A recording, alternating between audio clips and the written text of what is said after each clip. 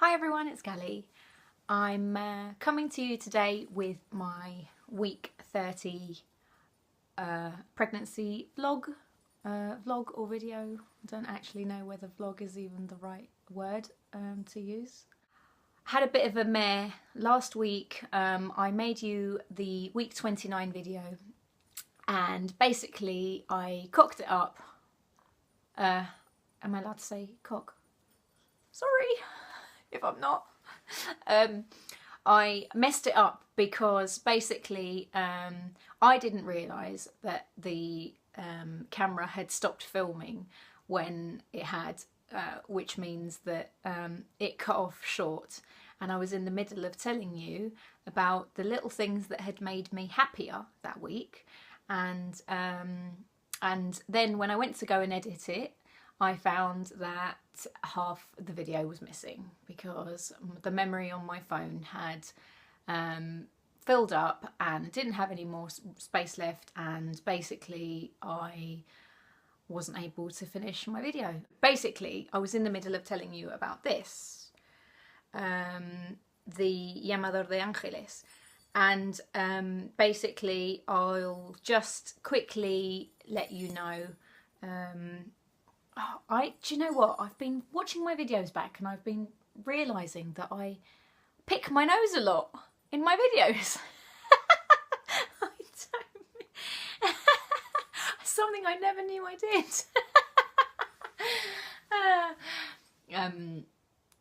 Such a loser. Anyway, I get a lot of bogies. My nose runs a lot. Do you know, one of my ex-boyfriends used to say that I was like a dog because my nose is always cold and wet. It's not very nice, is it? I was telling you about this. So this is a little dangly thing, jingly thing, sorry, not dangly thing, that my sister bought me when she went to Spain. And I was in the middle of telling you in my last video that it's a really lovely little thing. It's a lovely little charm that you put on the end of a really long chain so that it dangles really close to your belly, like so. And the little jangly sound, the baby gets used to it and hears it all the time, obviously, because you're meant to kind of wear it as much as you can.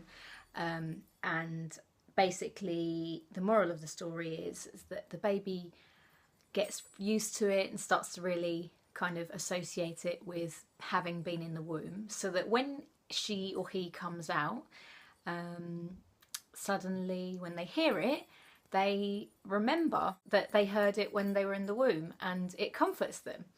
So that's what this is. Can you see? It's really cute.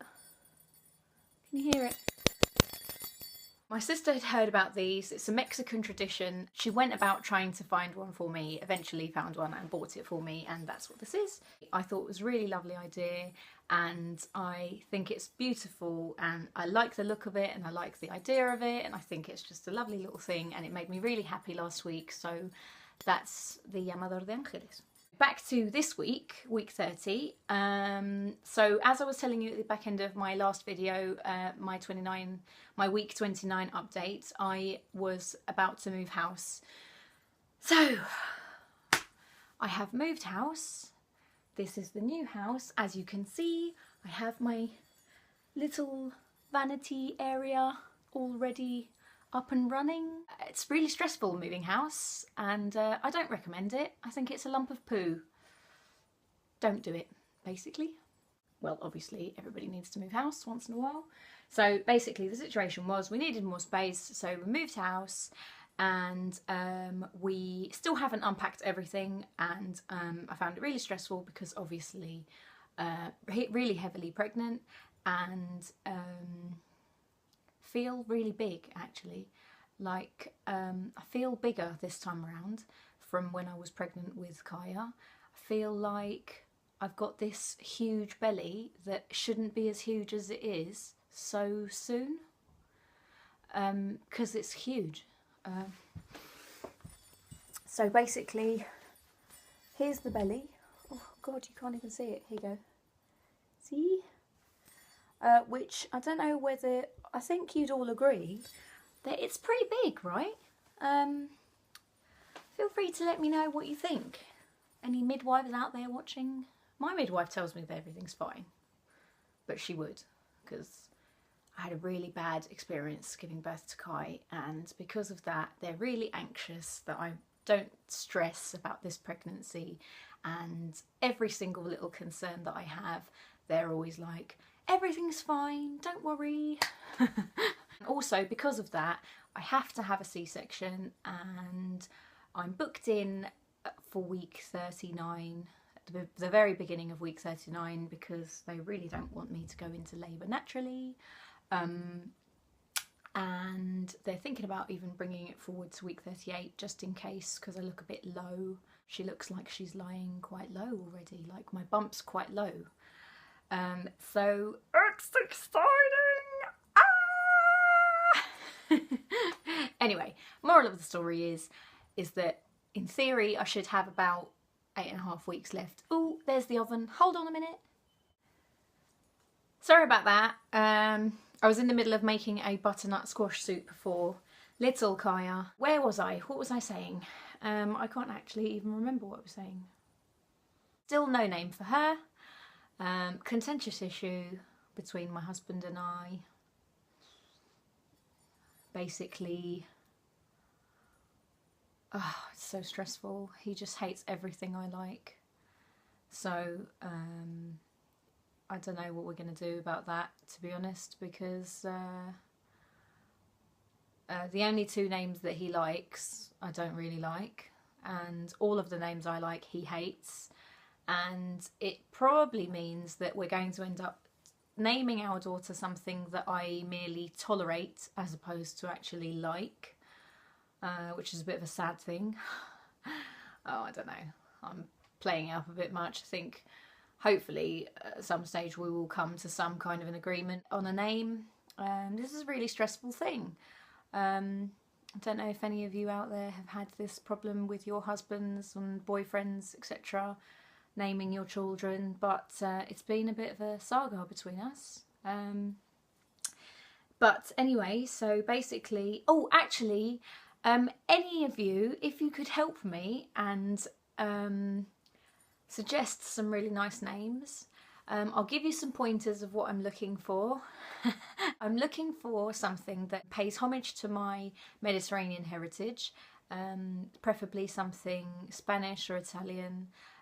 I love the Valentinas and the Sorayas and all of these lovely names that are beautiful and sound lovely. Hezron doesn't want a name that sounds too overly pretentious or too different, because his name being Hezron and mine being Galata, he already thinks that we just sound ludicrously different, and he didn't like the fact that he had to say his name twice for everybody or more when he was growing up. I, on the other hand, enjoyed having a really different name, so I'm completely fine with naming our daughter something nice and different and unique. So you can see now why we're at loggerheads about this situation. If any of you can help with a really lovely name, that would be really useful, and I'd be forever indebted to you. As far as my pregnancy update is concerned, I'm feeling good. Other than the fact that my little girl seems to be a bit of a gymnast, and just super active and just throws herself around my uterus all the time. Everything is good. I feel better. I don't feel quite so emotional as I did in week 28. That was a horrible week. It was really hard work moving, and obviously that's not ideal to do when you're so heavily pregnant, and you know, there were points where I thought, my God, like, I'm going to go into labour, this is just too much hard work. But I didn't. I'm still here and she's still in here. So that's okay. Things are still going to plan. So basically everything is okay. I went on a bit of a shopping splurge yesterday and have lots of lovely things to show you. I'm going to do a separate video to show you.